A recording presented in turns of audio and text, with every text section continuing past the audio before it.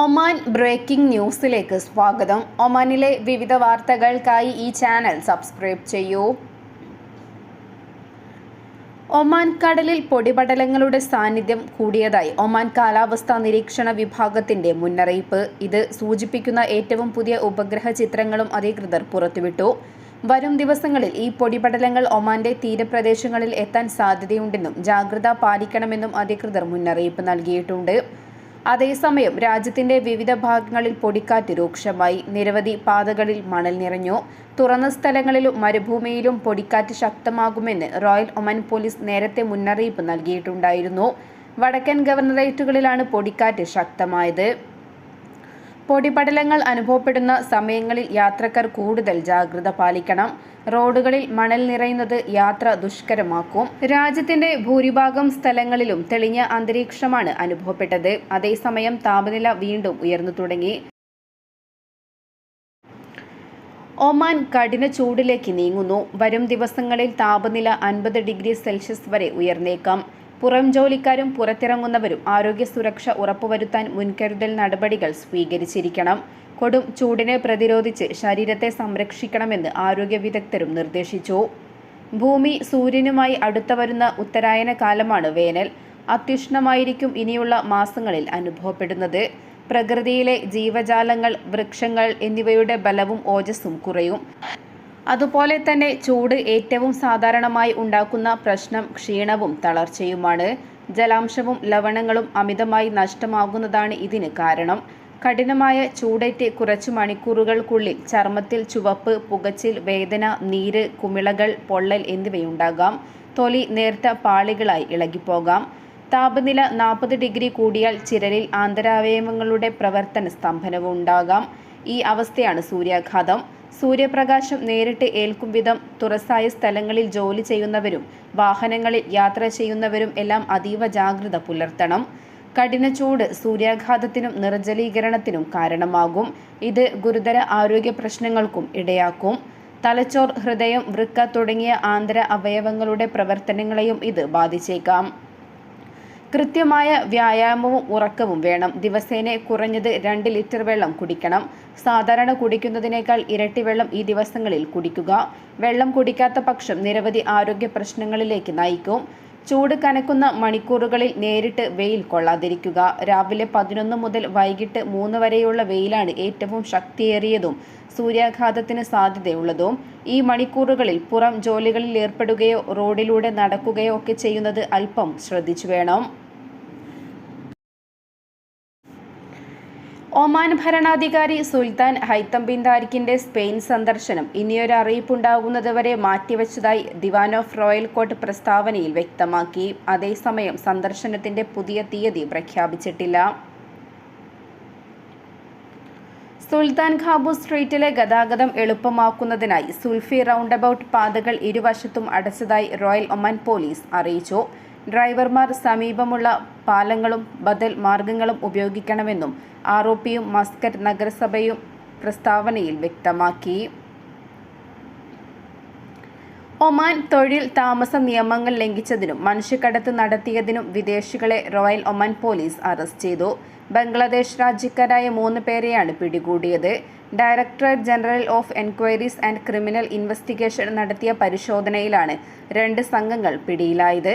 തൊഴിൽ താമസ നിയമങ്ങൾ ലംഘിച്ച ഇതേ രാജ്യക്കാരായ സ്ത്രീകളെ മനുഷ്യക്കടത്ത് നടത്തുകയും പൊതു ധാർമ്മികതയ്ക്ക് വിരുദ്ധമായ പ്രവർത്തനങ്ങളിൽ ഏർപ്പെടാൻ നിർബന്ധിക്കുകയും ചെയ്തതിനാണ് ഇവർ പിടിയിലായത്. ഇവർക്കെതിരെ നിയമ നടപടികൾ സ്വീകരിച്ചു വരികയാണെന്ന് റോയൽ ഒമാൻ പോലീസ് വ്യക്തമാക്കി. അതേസമയം സമാന സംഭവത്തിൽ നേരത്തെയും വിവിധ പ്രവാസികളെ അറസ്റ്റ് ചെയ്തിരുന്നു. അൽ ഖ്വൈറിൽ വരുന്ന ഒമാനിലെ ഏറ്റവും വലിയ കൊടിമരം ഈ മാസം 23-ന് ഉദ്ഘാടനം ചെയ്യും. പദ്ധതി അടുത്ത വെള്ളിയാഴ്ച നാടിന് സമർപ്പിക്കുമെന്ന് നഗരസഭ അറിയിച്ചു. അൽ ഖ്വൈർ സ്ക്വയർ എന്ന് പേരിട്ടിരിക്കുന്ന പദ്ധതി മസ്കറ്റ് നഗരസഭയുടെ കീഴിൽ Jindal Shadeed iron and steel കമ്പനിയുമായി സഹകരിച്ചാണ് നടപ്പിലാക്കുന്നത്. മിനിസ്ട്രി സ്ട്രീറ്റിൽ 18,000 ചതുരശ്ര മീറ്റർ വിസ്തൃതിയിൽ നടപ്പിലാക്കുന്ന പദ്ധതിയിൽ വിവിധ വിനോദ സൗകര്യങ്ങൾ, കായിക സംവിധാനങ്ങൾ, കുടുംബങ്ങളെയും കുട്ടികളെയും ആകർഷിക്കുന്ന നിരവധി സോണുകൾ തുടങ്ങിയ ഘടകങ്ങൾ ഉൾപ്പെടുത്തിക്കൊണ്ടാണ് പദ്ധതി ഒരുക്കുന്നത്. പച്ചപ്പ് നിറഞ്ഞ പ്രദേശങ്ങൾ, വാക്കിംഗ് സൈക്ലിംഗ് പാതകൾ, outdoor and craft exhibition, skate park തുടങ്ങിയവയും പദ്ധതിയിൽ ഉൾക്കൊള്ളുന്നു. ശുചിമുറികൾ, ഒരേ സമയം 100-ൽ പരം വാഹനങ്ങൾക്ക് പാർക്ക് ചെയ്യാനുള്ള സൗകര്യം തുടങ്ങിയവയും പദ്ധതിയുടെ ഭാഗമാണ്. അതോടൊപ്പം ഒമാനിലെ ഏറ്റവും ഉയരം കൂടിയ മനുഷ്യനിർമ്മിത ഘടനയായി കൊടിമരം മാറും. 135 ടൺ സ്റ്റീലിലാണ് കൊടിമരം നിർമ്മിച്ചത്. കൊടിമരത്തിൽ സ്ഥാപിക്കുന്ന ഒമാനി പതാകയ്ക്ക് 18 മീറ്റർ നീളവും 31.5 മീറ്റർ വീതിയും ഉണ്ടാകും. വിമാനങ്ങൾക്കുള്ള മുന്നറിയിപ്പ് ലൈറ്റ് സംവിധാനവും ഇതിലുണ്ടാകും. ഒമാൻ വിഷൻ 2040 ലക്ഷ്യങ്ങൾ നിറവേറ്റുന്നതിനായുള്ള പൊതു സ്വകാര്യ സഹകരണമാണ് ഈ പദ്ധതി അടയാളപ്പെടുത്തുന്നത്. ആവശ്യമായ എഞ്ചിനീയറിംഗ് പഠനങ്ങൾ പൂർത്തിയാക്കുകയും അനുമതികൾ നേടിയുമാണ് അൽഖ്വൈർ സ്ക്വയർ പദ്ധതിയുടെ നിർമ്മാണ പ്രവർത്തനങ്ങൾ പുരോഗമിക്കുന്നതെന്ന് അധികൃതർ വ്യക്തമാക്കി. ICC മെൻസ് ക്രിക്കറ്റ് ലോകകപ്പ് ലീഗ് 2 ഏകദിന മത്സരത്തിൽ കാനഡയ്ക്കെതിരെ ഒമാന്റെ വിജയം. ഫ്ലോറിഡയിലെ ബ്രൊവാർഡ് സ്റ്റേഡിയത്തിൽ നടന്ന മത്സരത്തിൽ 15 റൺസിനാണ് ഒമാന്റെ വിജയം. ആദ്യം ബാറ്റ് ചെയ്ത ഒമാൻ നിശ്ചിത 50 ഓവറിൽ 6 വിക്കറ്റ് നഷ്ടത്തിൽ 217 റൺസ് എടുത്തു. 103 പന്തിൽ 77 റൺസ് എടുത്ത ഹമാദ് മിർസയും 77 പന്തിൽ 76 റൺസ് എടുത്ത മുഹമ്മദ് നദീമും ഒമാന് ഭേദപ്പെട്ട സ്കോർ നൽകി. കാനഡയ്ക്ക് വേണ്ടി ശിവം ശർമ്മ 8 ഓവറിൽ 27 റൺസ് വഴങ്ങി 2 വിക്കറ്റ് എടുത്തു. നാട്ടിൽ ജൂൺ 2 സ്കൂൾ തുറക്കാനിരിക്കെ അവധിക്കാലത്ത് ഗൾഫ് രാജ്യങ്ങളിലെത്തിയ പ്രവാസി കുടുംബങ്ങളുടെ തിരിച്ചുപോക്ക് മുന്നിൽ കണ്ട് വിമാന കമ്പനികൾ ടിക്കറ്റ് നിരക്ക് കുത്തനെ വർദ്ധിപ്പിച്ചു. ഈ മാസം ആദ്യവാരം ഉണ്ടായിരുന്നതിനേക്കാൾ ഇരട്ടിയിലേറെ തുകയാണ് നിരക്കിലായി വർദ്ധിപ്പിച്ചത്. ജൂൺ ആദ്യവാരം ബലിപ്പെരുന്നാൾ കൂടി വരുന്നതോടെ നിരക്ക് ഇനിയും വർദ്ധിക്കും. UAE മധ്യവേനൽ അവധി ജൂൺ 26 ആരംഭിക്കുന്നതിനാൽ ഉയർന്ന നിരക്ക് കുറയണമെങ്കിൽ സെപ്റ്റംബർ പകുതി കഴിയും. അതുവരെ പ്രവാസി കുടുംബങ്ങൾക്ക് നാട്ടിൽ പോയി തിരിച്ചെത്താൻ ടിക്കറ്റിന് മാത്രം ലക്ഷങ്ങൾ ചിലവഴിക്കേണ്ടി വരും. നാട്ടിൽ മാർച്ചിൽ സ്കൂൾ അടച്ച് 2 മാസത്തെ സന്ദർശക വിസയിൽ UAE കുടുംബങ്ങളാണ് സ്കൂൾ തുറക്കുന്നതിന് മുന്നോടിയായി തിരിച്ചു പോകാൻ തുടങ്ങിയത്. വരും ദിവസങ്ങളിൽ മടക്കയാത്രയ്ക്ക് തിരക്കും നിരക്കും കൂടും. അടുത്ത 2 ആഴ്ചയ്ക്കുള്ളിൽ നാട്ടിലേക്ക് നേരിട്ടുള്ള വിമാനത്തിൽ വൻ തുകയാണ് ടിക്കറ്റ് നിരക്ക് നിശ്ചയിച്ചിരിക്കുന്നത്. ഈ മാസം ആദ്യവാരം 400 ദിർഹത്തിന് വൺ വേ നാട്ടിലേക്ക് കിട്ടിയിരുന്ന ടിക്കറ്റിന് ഇപ്പോൾ 900 ദിർഹത്തിന് മുകളിലാണ് നിരക്ക്.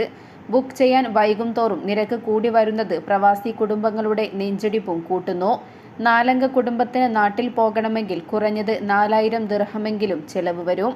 ചില വിമാന കമ്പനികളുടെ വെബ്സൈറ്റിൽ നിരക്ക് അല്പം കുറച്ച് കാണിക്കുമെങ്കിലും വിവരങ്ങൾ നൽകി മുന്നോട്ടു പോകുമ്പോൾ 30 കിലോ ലഗേജ് വേണമെങ്കിൽ അധികമായി തുക നൽകണമെന്നും നേരിട്ടുള്ള വിമാനത്തിന് കൂടിയ നിരക്കാണെന്നും വ്യക്തമാക്കുന്നു. 10-20 മണിക്കൂറെടുത്ത് കണക്ഷൻ വിമാനങ്ങളിലാണെങ്കിൽ താരതമ്യേന അല്പം കുറഞ്ഞ നിരക്കിൽ ടിക്കറ്റ് ലഭിക്കുമെങ്കിലും 100 മുതൽ 200 ദിർഹത്തിന്റെ വ്യത്യാസമേ കാണൂ. ചെറിയ കുട്ടികളുമായി യാത്ര ചെയ്യുന്നവർ മറ്റേതെങ്കിലും സെക്ടറുകൾ വഴി മണിക്കൂറുകളോളം യാത്ര ചെയ്യാൻ താൽപ്പര്യം കാട്ടില്ലെന്നതും വിമാന കമ്പനികൾക്ക് ലാഭമാണ്. അതിനാൽ കൂടിയ തുക നൽകി യാത്ര ചെയ്യാൻ നിർബന്ധിതരാവുകയാണ്.